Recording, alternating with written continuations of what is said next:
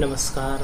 आज online class में गणित शिक्षण के बारे में हम आज अध्ययन करेंगे। BSTC प्रथम और द्वितीय वर्षों के लिए दोनों के लिए अभी हमने महत्तम और लघुत्तम दोनों के अलग अलग के उदाहरणों के माध्यम से भी पढ़ा है, लेकिन आज इन दोनों को साथ में पढ़ेंगे।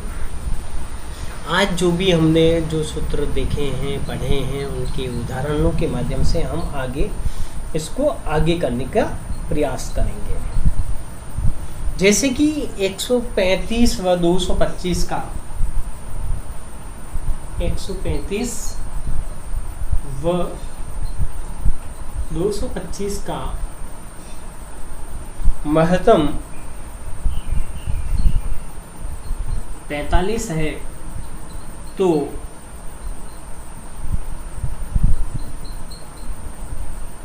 इसका लघुत्तम समावर्तक क्या होगा। इसका अपन ने सूत्र लिखा था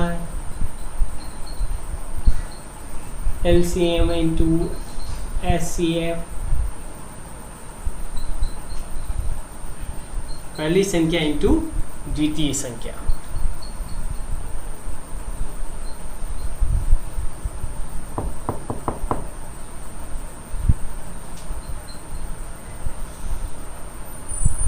अब अपने पास में पहली और द्वितीय संख्या नहीं है, ये दोनों के बराबर होती हैं।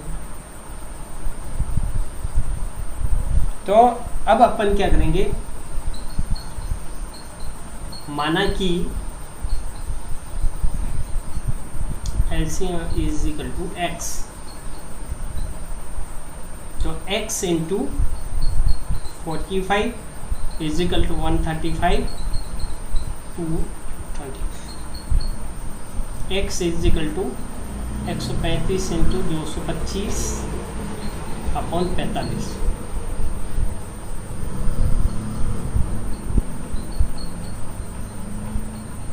तीन बार 9 बार।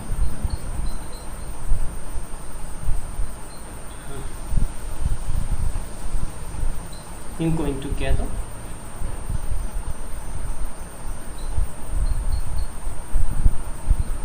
675 आपका LCM आया। LCM का मान कितना हो गया है? 675 हो गया। तो ये इस सूत्र के माध्यम से कर सकते हैं। कैसे हुआ? 15 की टेबल से इसको काटा 3 बार, इसको 15 की टेबल से काटा 9 बार कटा है, फिर 9 को 3 की टेबल से काटा ये 1 बार, और ये कटा है 3 बार। 225 को 3 से इंटू किया तो क्या है? 675 आया। तो लघुत्तम कितना हो गया है? 675 हो गया है। अब इसी सवाल को यदि हम ये करते हैं,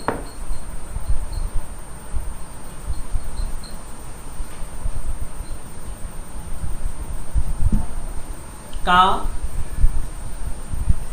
लस लघुत्तम समावर्तक 675 है, तो म से क्या होगा?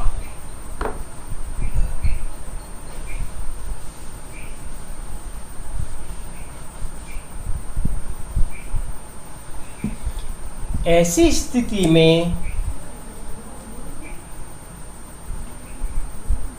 SCF x है,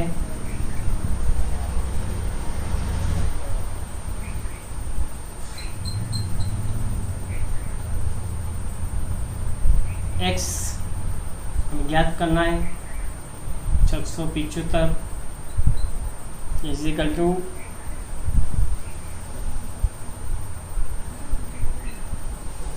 क्या है? 225। अब इसको काट दो। 135 इंटू 225 बटा 675। एक बार इसको काटा 3 बार, 3 के पारे से काटा 4 बार, 45। x का मान कितना गया? 45 आ गया, यानी SCF आपका कितना हो गया? 45 हो गया।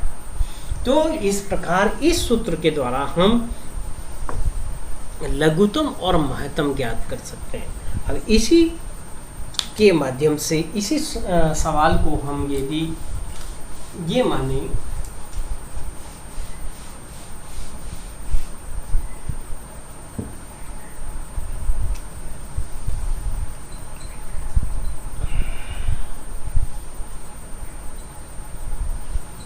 लघुत्तम दे रखा है 675 व महत्तम दे रखा है 45। पहली संख्या अपन को दे रखी है 135, दूसरी संख्या अपन को ज्ञात करनी है।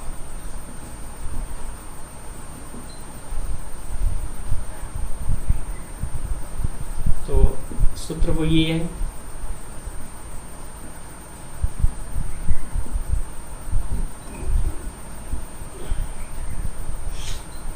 माना कि दूसरी संख्या x और 675 into 45 is equal to 135 into x बराबर 635 75 इंटू 45 अपॉन 135